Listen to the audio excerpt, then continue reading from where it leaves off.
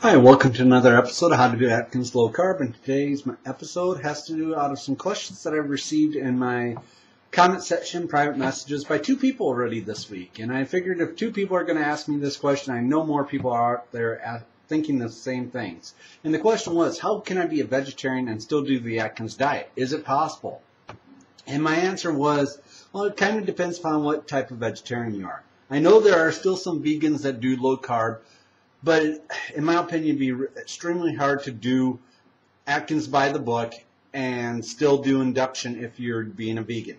The reason I say that is because vegans usually eliminate all animal byproducts, which would include dairy products as well as eggs, even though they contain no animal flesh.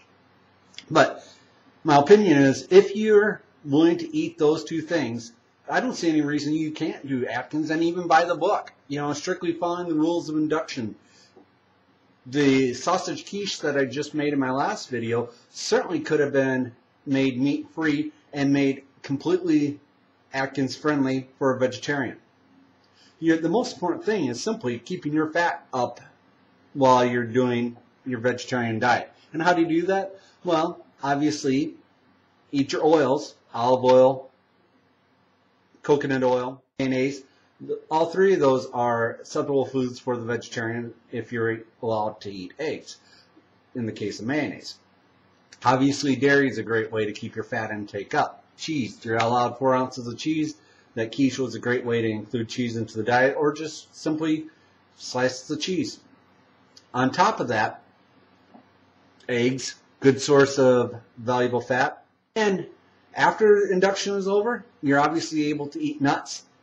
Nuts is a completely acceptable food on the vegetarian diet. So there are certainly a lot of choices out there as you go through the Atkins diet for the vegetarian.